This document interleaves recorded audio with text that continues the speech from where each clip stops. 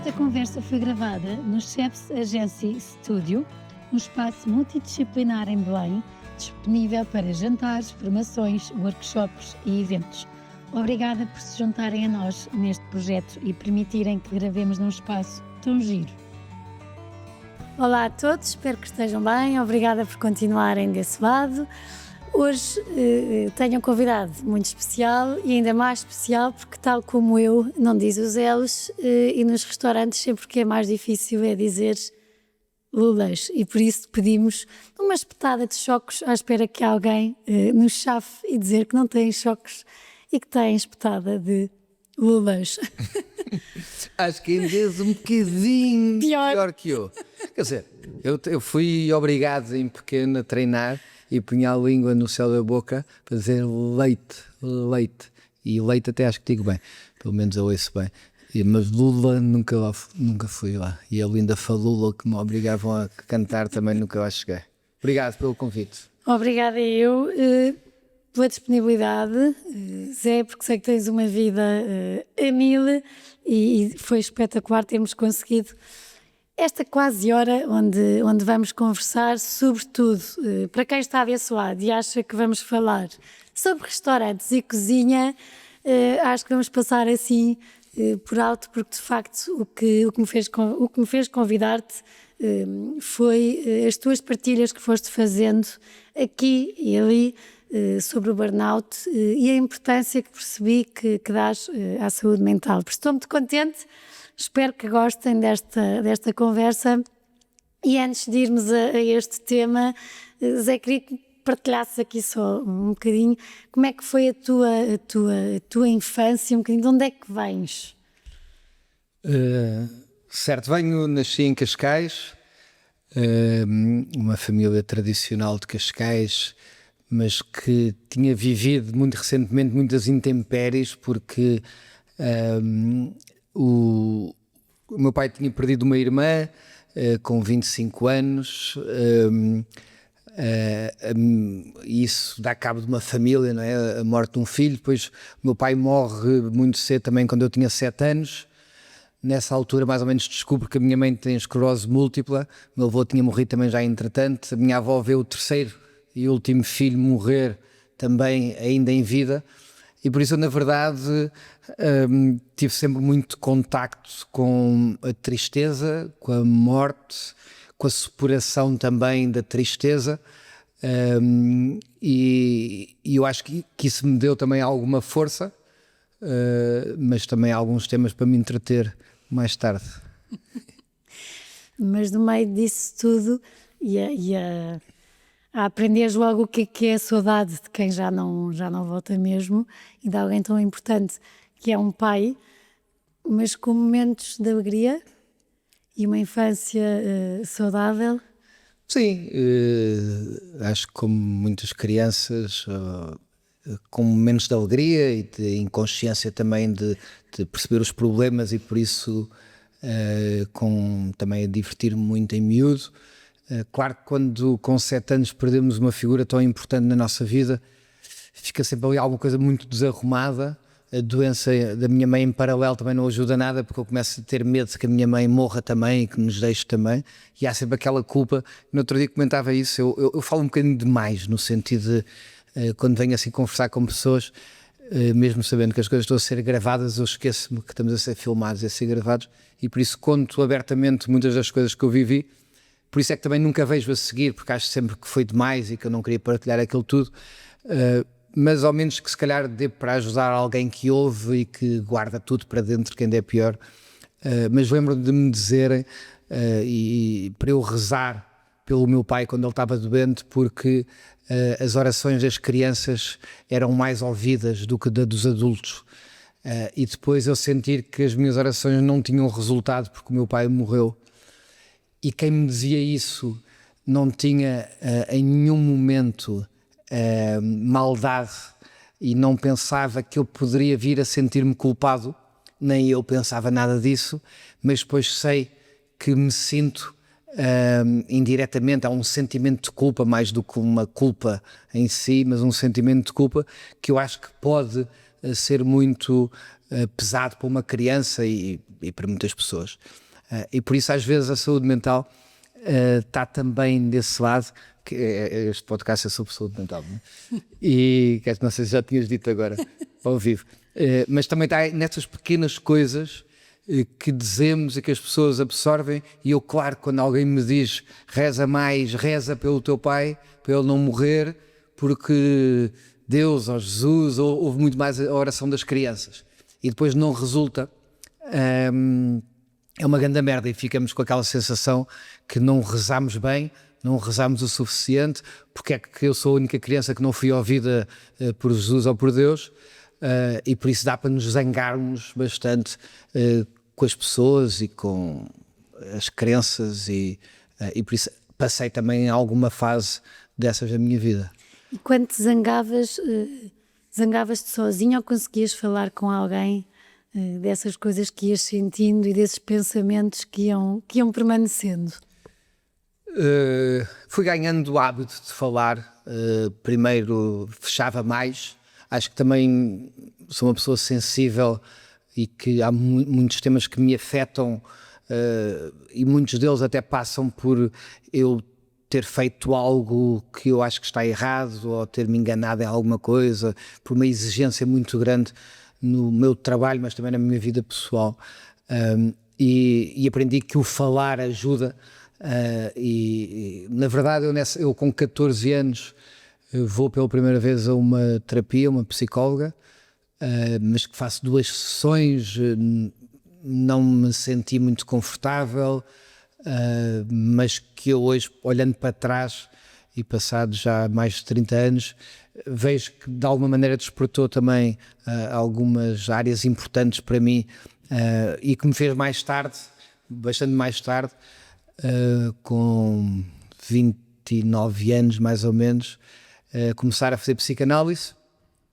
E fiz psicanálise vários anos, com algumas interrupções, uma vez por semana. Cheguei a fazer 3 vezes por semana, uma delas online, porque já não conseguia estar sempre de um lado para o outro, mas fiz psicanálise a sério, de desarrumar tudo, as poucas coisas que eu tinha arrumado, se calhar desarrumei-as todas.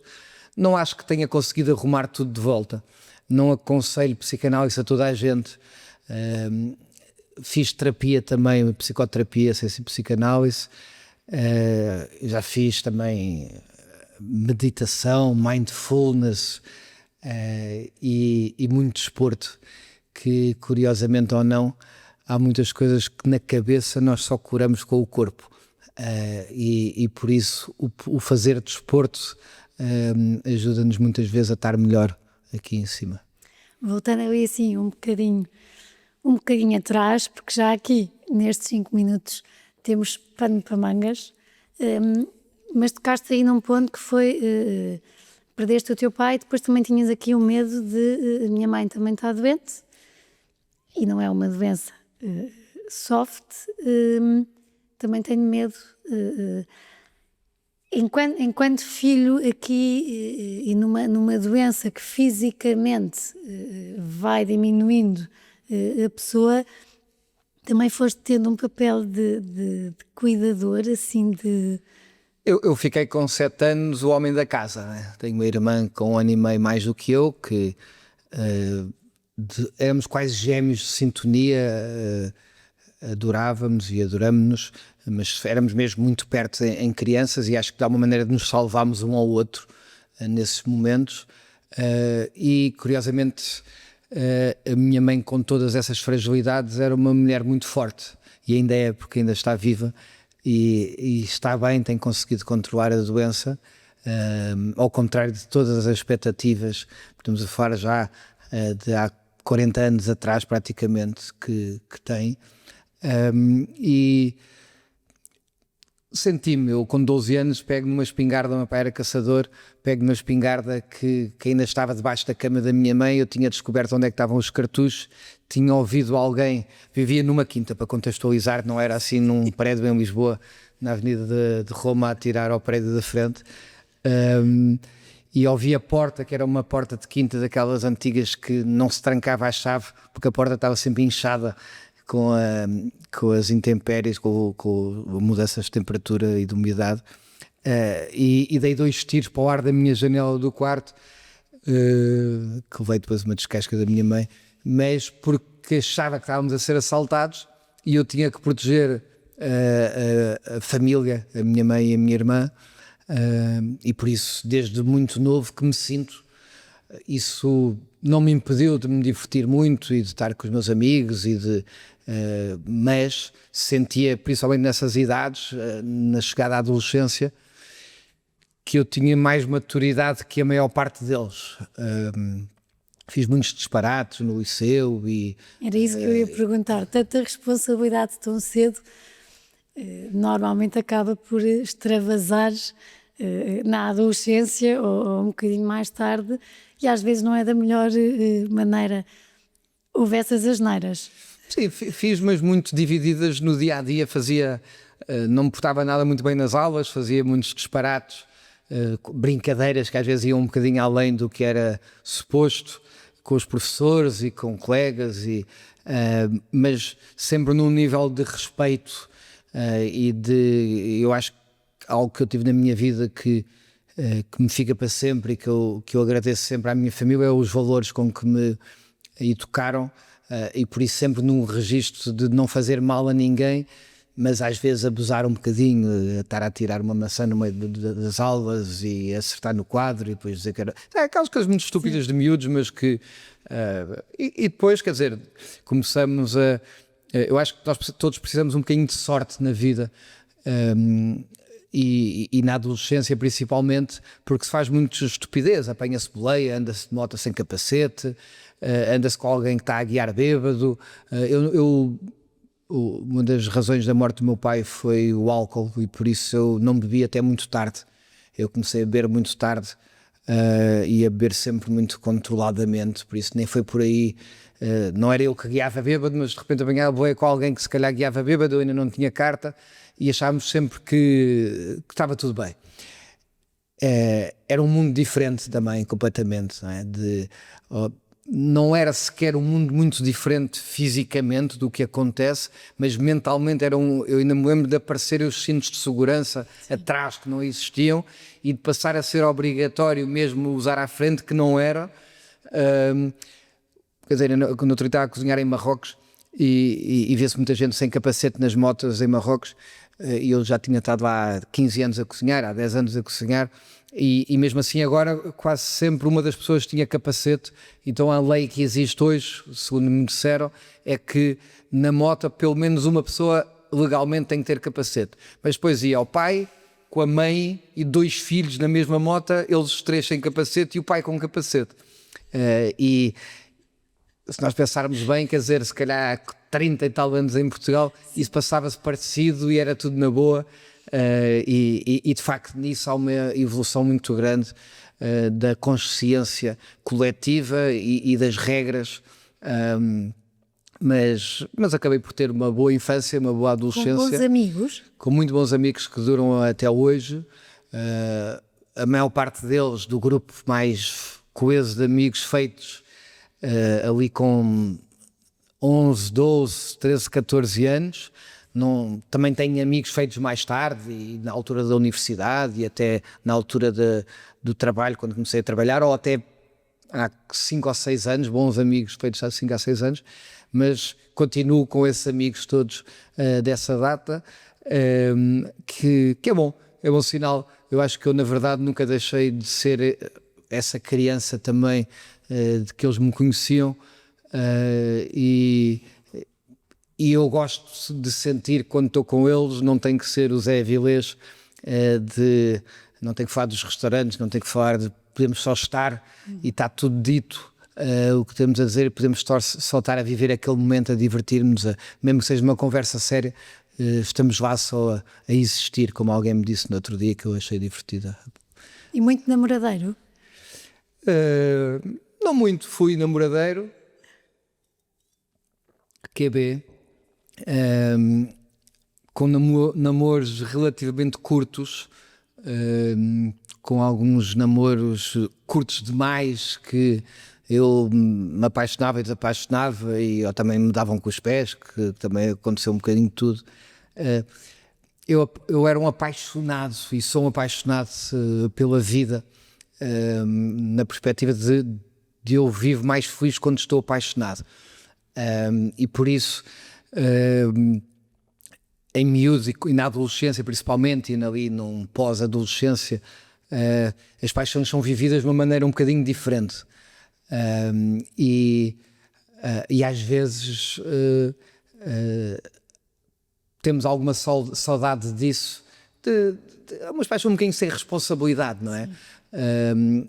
Mas sem eu acho compromisso. Sem compromisso. Eu acho que o casamento também passa por esses ciclos, não é? O casamento, acima de tudo, depois é uma paixão que vira amor, e uma amizade muito grande, e passa depois por ciclos mais apaixonado, menos apaixonado, e eu tenho sorte de estar muitas vezes apaixonado pela Sofia, mas também apaixonado por pessoas à minha volta, no sentido de querer saber mais sobre elas, de apaixonado pelos meus filhos, que é aquele amor que nem se explica, de tão grande que é. Mas quando me perguntam às vezes qual foi o dia mais feliz da tua vida, e seria certamente o nascimento dos meus filhos, se eu não associasse também à enorme responsabilidade, e no meu caso em particular, que o meu pai morreu comigo muito novo, e eu não saber se eu saberia ser pai, e por isso também essa carga que eu tinha sempre de se sabia ou não ser pai,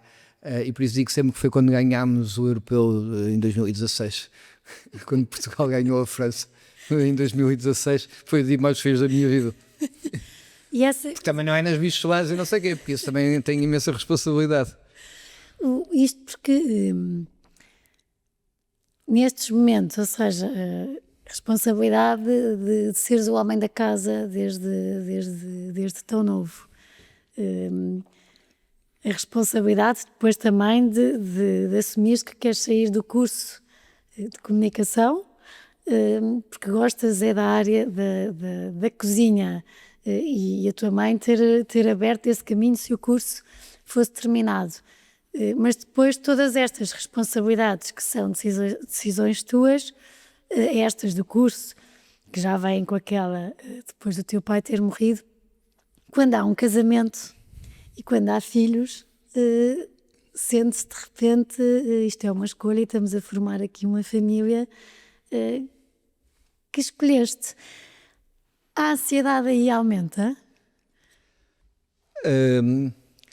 Aumenta porque eu acho que, por um lado, acalma porque encontramos a pessoa que queremos ficar para o resto das nossas vidas, porque formamos família, e eu, principalmente, como vi o meu pai morrer tão cedo, tinha 36 anos, eu tive uma necessidade de fazer muitas coisas muito cedo para deixar alguma coisa feito, e ter filhos também é deixar talvez o mais importante feito para quem quer ter filhos, e por isso, por um lado, há também esse sentimento, mas quer dizer, nós já passámos eu depois de ter filhos, passámos por uma crise mundial que começa em 2008 no subprime, mas que chega cá em 2011, 2010, 2011. Eu tenho um filho em 2009 e tenho outro filho em 2011, no princípio de 2011.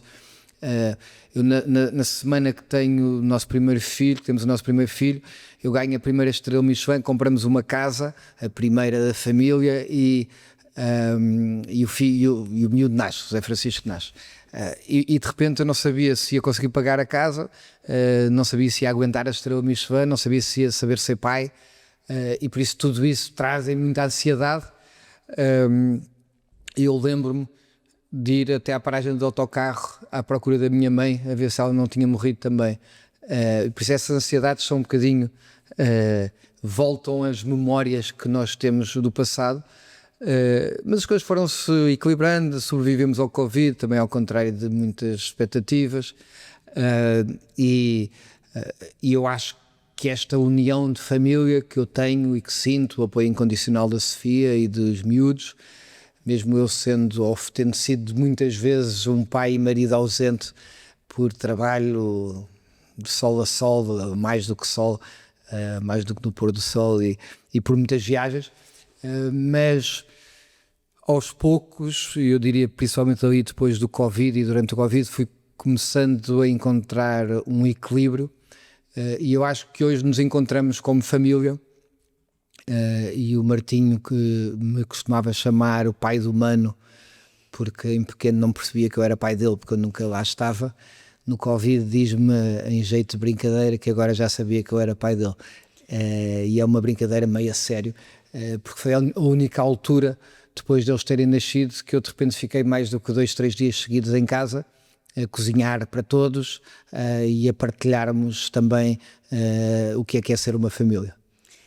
Quando ouviste isso, em jeito de brincadeira, mas tem aí uma mensagem muito forte. Enquanto pai, o que é que sentiste na parte que não é a brincadeira? Na verdade, quando eu ouço isso a primeira vez, o pai do Mano, ele tinha 3, 4 anos e por isso não era brincadeira nenhuma. Ele ouvia o irmão chamar-me pai, mas o conceito dele de pai, eu acho que se calhar eu não o estava a cumprir.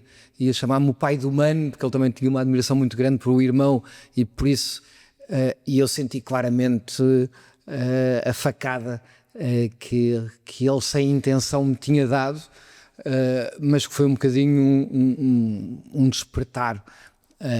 E eu a partir daí comecei a tentar reorganizar-me e demorei anos ainda a conseguir fazê-lo e só o consegui fazer melhor quando de repente há um momento maior internacional que o Covid nos obriga mesmo a ir para casa. Quando ele diz já em jeito de brincadeira, eu recordo todos estes momentos e a pensar mesmo que de facto eu tinha estado muito ausente e eu às vezes nem me apercebia. Eu sabia que não estava, mas nós todos tentamos nos convencer que, e tanta gente diz isto, não interessa o tempo que se está, tem que ser tempo de qualidade, mas o tempo de qualidade às vezes perdemos a primeira palavra, os primeiros passos, a primeira sopa. Eu por acaso isso não perdi, que enquanto cozinheiro fiz eu a primeira sopa, o primeiro prato sem ser papa também fui eu que o fiz, e que eles cuspiram metade. Logo aí me disseram que eu não vou nas tuas cantigas, nas tuas comidas elaboradas, queremos batatas fritas. Mas depois vamos crescendo como família, e hoje vejo os meus filhos que estão com 14, 15 anos, o mais velho quase 16, como meus filhos, mas também como meus bons amigos, como os meus confidentes, às vezes meus conselheiros. E eu acho que quando se começa a ter essa relação em família, a Sofia já era isto tudo, minha filha, minha mãe, conselheira, amiga, amor, agora eles são também isso e não há muito mais que eu possa pedir. E levas muito deles muitas vezes de coisas que com amor eles sentem à vontade para te dizer, que se calhar não agora, mas há uns anos atrás, quem estava contigo numa cozinha, se calhar não tinha a coragem que os teus filhos têm para te dizer, oh pai, não grite, porque se calhar nós percebemos melhor se não gritar. Também aprendes com eles a melhorar. Humilho-me às vezes até. Não, eu lembro-me recentemente, há 2 anos, se calhar, o Zé me dizer, o pai tem razão, mas não precisa de gritar. Eu pensei, o pai tem razão, mas não é preciso gritar. Estava-lhe a explicar um argumento um bocadinho mais exaltado. E de facto é verdade. E eu acho que nisso também a profissão evoluiu muito, porque de um lado e do outro os chefes achavam que era só gritar, os cozinheiros achavam que se não gritassem não valia, e de repente há um respeito mútuo e há um entendimento que a vida é muito mais fácil se falarmos com mais cuidado, com educação. As pessoas são todas diferentes, e por isso há pessoas que despertam com um tipo de mensagem e outras com outro tipo de mensagem, mas que nunca é razão para destratar, para gritar, para humilhar. E eu tentei também na minha vida, aos poucos, tentar fugir dos ambientes mais tóxicos, das pessoas mais tóxicas, que às vezes até são pessoas que nós gostamos e que nos ajudam em muitas coisas, mas que por uma ou por outra razão trazem momentos tóxicos, ambientes tóxicos, e por isso é tentar também proteger-me dessas pessoas por achar que elas nos fazem mal de alguma maneira. E às vezes não é preciso, às vezes conseguimos salvar relações sem fugir e conseguimos pôr barreiras, pôr limites. E é muito importante, nós quando não conseguimos pôr esses limites, as pessoas pisam, mordem, comem o braço inteiro, e de repente, se conseguirmos começar a educar a relação, às vezes até uma pessoa que nos fazia mal passa-nos só a fazer bem, porque não é tudo branco e preto, há muito cinzento, e pessoas que às vezes em alguns momentos nos fazem mal também nos fazem bem, e se conseguirmos fazer por essas fronteiras, esses limites, conseguimos tirar partido do melhor. E depois pensar muitas vezes, que eu acho que é um tema essencial na saúde mental, principalmente para quem gosta de ajudar os outros e para quem é generoso e para quem é sensível ao bem-estar dos outros, é nunca se esquecerem deles próprios. Não é original o que eu vou dizer, mas quando nos aviões dizem para colocar a máscara primeiro a nós e depois a quem está ao nosso lado, é isso mesmo que acho que as pessoas têm que fazer, porque nós muitas vezes estamos a ajudar alguém que está ao nosso lado, e estamos nós a ficar pior. E por isso, eu, a certa altura de momentos de cansaço extremo, e eu falo de um burnout que pode ter várias interpretações, eu acho que eu nunca tive deprimido, acho que estava com um cansaço extremo, e por isso leva quase a uma depressão, no sentido de a ansiedade é tão grande, e o cansaço é tão grande que eu começo a baralhar uma série de coisas e acabei inclusive 2 noites a soro no hospital, de cansaço. Em 3 semanas perdi 10 quilos, que para mim não é nada muito fácil, já sou magrinho, e nós ganharmos a capacidade de ouvir o nosso corpo, de ouvir a nossa alma, de ouvir a nossa mente, é também uma maneira de nos protegermos e proteger aos outros que estão ao nosso lado. E eu hoje penso o que eu gritei com algumas pessoas de quem eu gosto muito na cara, porque me desiludiram em alguma coisa, ou porque às vezes por temas muito banais, mas eu estava tão cansado que era aquele balde cheio de água que entrava mais uma gota só e derramava.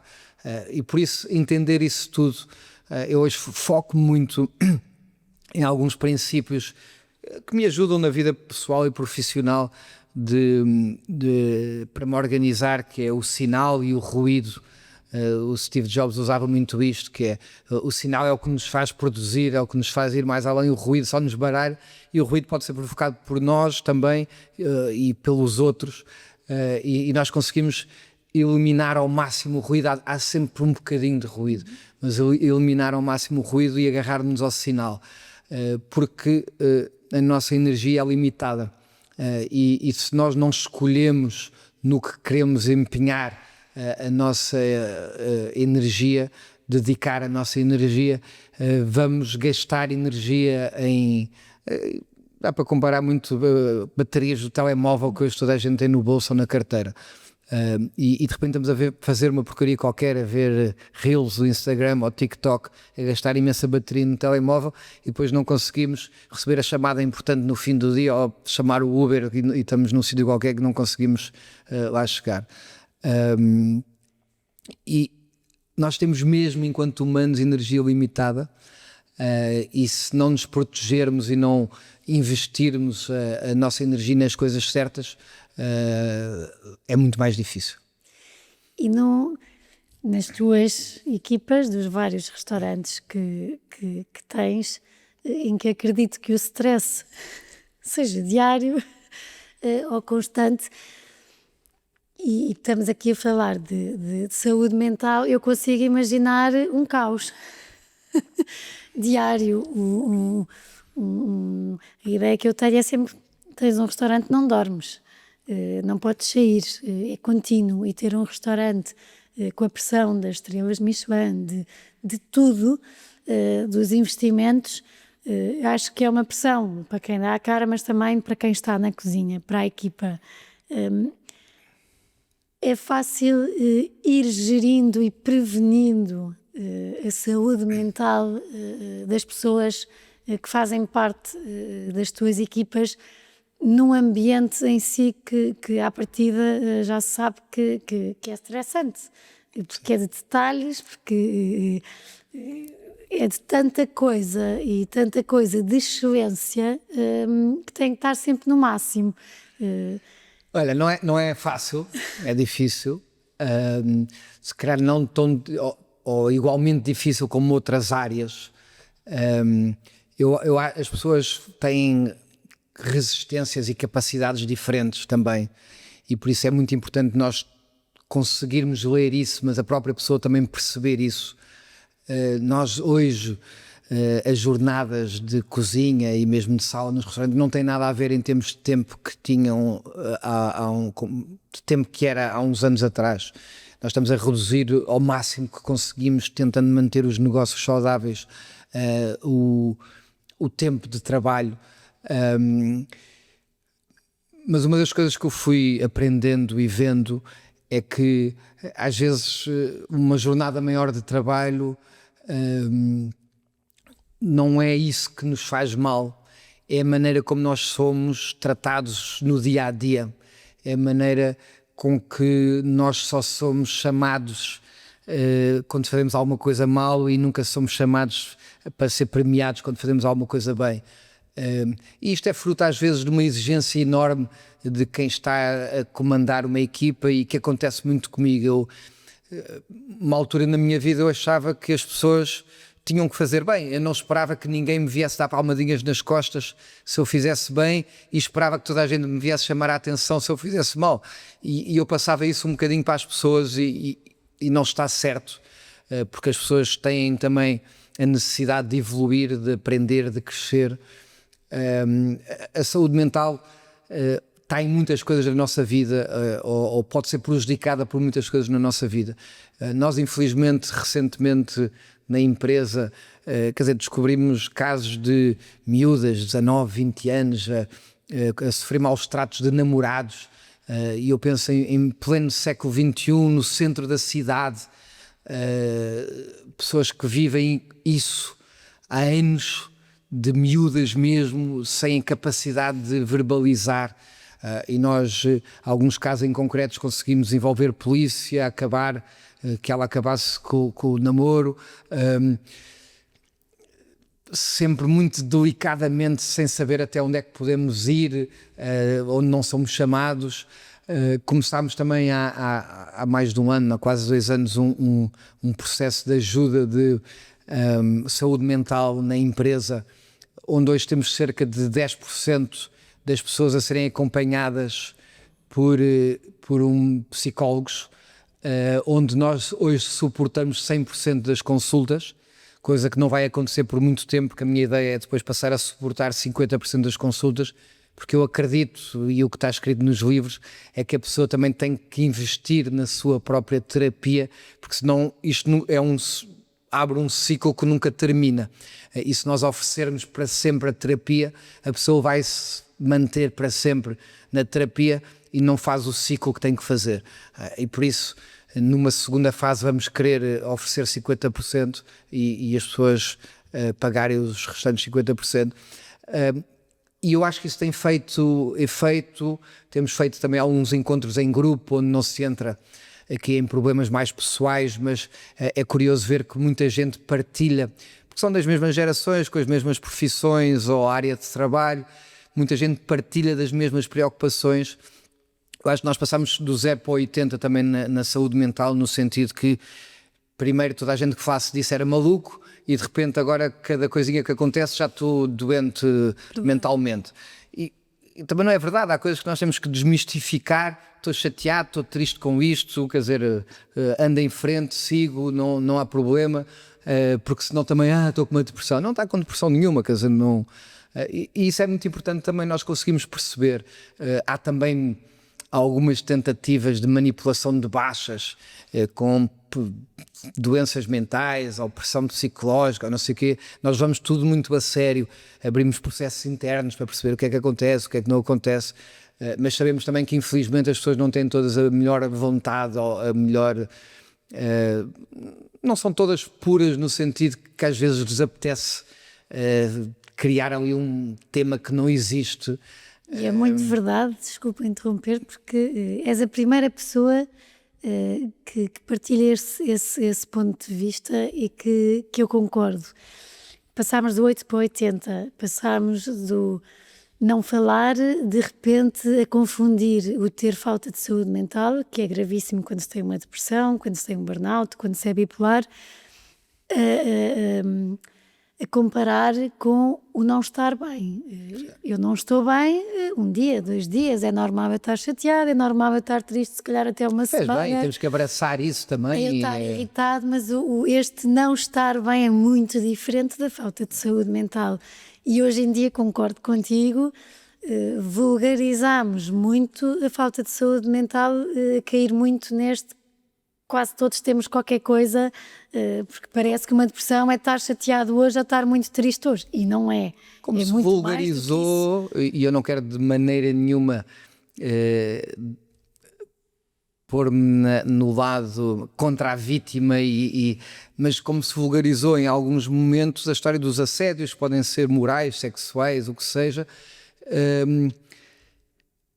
Quer dizer, eu há um tempo, uma que trabalhava comigo que me disse que tinha sido assediada, e é um tema que levo muito a sério, e antes de perceber com quem é que era, perguntei-lhe, mas o que é que aconteceu? E ela disse, esta pessoa veio ter comigo no intervalo e veio-me dizer que queria ir beber um café comigo. E eu disse, e mais? Mais nada, foi só isto. Eu disse, mas isso não é assédio. Mas o que é que você lhe disse? Eu disse que não. E o que é que ele disse? Ele disse, está bem. Está feito. São 2 adultos da mesma idade, com acha-lhe piada, são os 2 solteiros, nenhum é chefe de ninguém, que isto é tudo muito importante perceber-se. E ele foi perguntar que gostava de beber um café consigo, e você disse-lhe que não.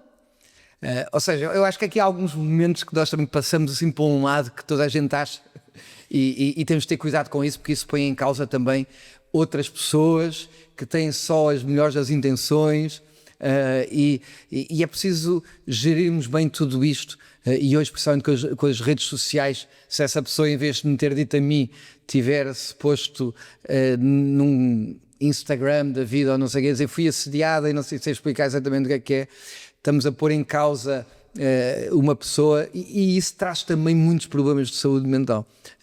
E por isso eu acho que obviamente estamos sempre muito atentos, temos canais próprios para isso, de queixas, de reclamações, de sempre que alguém acha que não foi tratado como deveria, mas acho que é importante também termos noção do que é exatamente assédio, do que é estar doente mentalmente, porque senão é um bocadinho a história do Pedro e do Lobo. Um dia depois não acreditam, e aí as vítimas saem mais prejudicadas, porque se começa a banalizar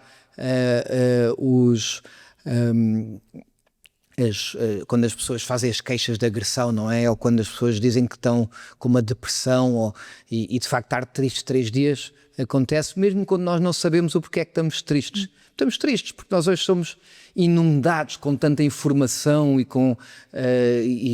viciados em dopamina, que quando não a temos às vezes ficamos tristes e não há nenhuma razão concreta, mas é porque não estamos a ter os estímulos todos que estamos habituados a ter. E isso não é estar deprimido, é outra coisa, mas se calhar estou a entrar por campos que eu nem tenho a certeza como explicar bem. Aqui quase a acabarmos, quando estiveste com esse burnout, como é que conseguias, porque não paraste de trabalhar? Sim, não parei. A vida. Não parei, eu não sei, eu acho que eu só depois é que consigo diagnosticar a mim próprio o burnout. Não parei, continuei, mas que é algo que eu não aconselho de todo, porque podia ter corrido muito mal. Mas com psicanálise ou terapia, com coaching, com uma série de ajudas também que me amparam de um lado e do outro, mas eu acho que tendo a possibilidade de parar, aconselho, até porque o que me aconteceu nessa época, eu não sei se eu tive 1 ou 2 ou 3 burnouts em várias épocas diferentes, e eu que tenho boa memória e que me lembro bastante bem das caras, com nomes não sou bom, mas com caras lembro-me. Eu de repente, durante algum tempo, tive pessoas que trabalharam comigo 1 ano, 2 anos, 3 anos, perto de mim, ao meu lado, e eu passo por eles na rua uns anos depois e eu não me lembro deles. E foram pessoas que trabalharam perto de mim, e não é porque eu me esqueci, é porque eu nem lá estava. Eu estava a 1000, eu não estava a viver aqueles momentos, eu olhava para a cara deles sem os ver. E quando eu começo a perceber isso, que eu não estou a ficar com pior memória porque estou a ficar mais velho, eu na verdade passei alguns anos da minha vida sem viver o presente e sem viver à minha volta, sempre a fazer mais coisas e atrás do prejuízo. E eu acho que se há alguma coisa boa para evitar depressões e para evitar ansiedade, é não nos agarrarmos ao passado e não queremos viver o futuro e vivermos o presente. E eu durante muito tempo na minha vida não soube viver o presente, e muitas vezes ainda não sei, mas tento todos os dias viver cada vez mais o presente. Nesses momentos, falámos sempre do impacto nos restaurantes e a família. Nesses 3 anos em que sentes que quase não estiveste. Meu Deus, lembrava-me, mas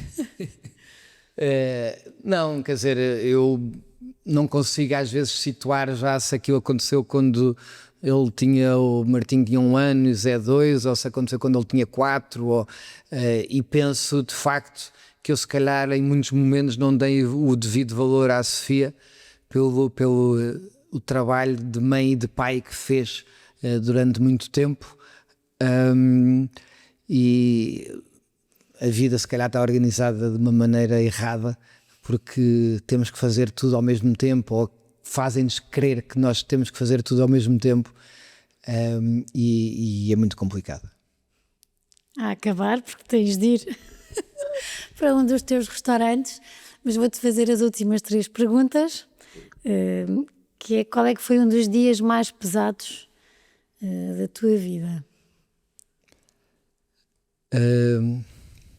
Minha avó tinha morrido e eu tinha uns jornalistas importantes no restaurante, e a minha mãe estava muito, muito triste, e eu não consegui ir ter com ela, ou decidi ficar no restaurante e não fui ter com ela,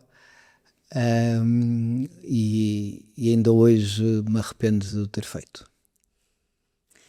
E um dos dias mais leves? Quando Portugal foi campeão da Europa. A vida tem graça? Às vezes tem. Obrigada. Obrigado. Obrigada a todos por continuarem desse lado a ouvir-nos. De facto, aqui uma inspiração. Acho que quem quiser, quem não souber os restaurantes que o Zé Avilés tem, pode ir pesquisar. De facto, tentei aqui abordar outros temas, e resumo aqui um bocadinho que acho que ao longo das nossas vidas, e eu partilho as nossas, porque também sei, infelizmente, o que é crescer sem pais, e o que é também o ir crescendo e vendo à medida que vamos crescendo a falta que nos vão fazendo, os medos daqueles de quem nós gostamos, que de repente também não estejam, porque sabemos o duro que é ir vivendo com os que já não estão, e que é uma saudade que vai permanecendo ao longo da vida, por mais velhos que fiquemos, porque em todas as etapas e em todas as conquistas acabamos por ter saudades daquilo que ficou por viver e de pensar como é que seria. E por isso, para mim, aqui o que me marca no Zé é muito isto: é o homem que se fez com este peso logo tão grande, da importância de um pai que tem num filho rapaz, e com estes medos todos e com as responsabilidades todas, ter ido construindo ao longo da vida um império que todos conhecemos, mas retiro aqui, acima de tudo, o amor da família, da Sofia, dos filhos, que tenho a certeza que sem serem uma família muito unida, era impossível o Zé e também eles construírem os seus objetivos, alcançarem-nos e aprenderem a irem existindo, a estar uns com os outros, cada vez se calhar com mais tempo, mas a conseguirem estar e a conseguirem fazerem-se ouvir uns aos outros e a crescerem juntos. Eu acho que isso depois vai passando para os restaurantes, para tudo o que o Zé vai construindo, porque de facto muita coisa em 7 anos o pai lhe deixou, porque tem aqui um coração gigante e forte que vai conseguindo fazer as suas conquistas. E ao contrário do que parece, apesar de se falar muito de falta de saúde mental, ainda é raro vermos homens que estejam em carreiras de topo, em lugares de prestígio, a partilharem as suas vulnerabilidades. E por isso também retiro daqui e agradeço muito ao Zé por o ter feito, porque acredito que vai ser colo e caminho para quem estiver desse lado. Tenham uma ótima semana, um grande beijinho.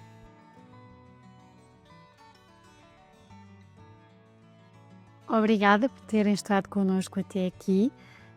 Para terem acesso a conteúdos exclusivos do podcast Páginas com Graça, como quem serão os convidados e saberem com antecedência, poderem fazer-lhes perguntas, terem acesso a conteúdos extra que vamos conversar e que vamos falar aqui. Poderão ser patronos, a descrição está no perfil, como poderão e como poderão sê-lo, e será sem dúvida uma mais-valia e um grande apoio para este projeto que eu acredito e que acho que os meus convidados também gostam e que irá contar muitas histórias e que, claro, que se tiver a vossa ajuda e o vosso apoio, poderemos continuar a conversar mais e a deixar capítulos e livros contados.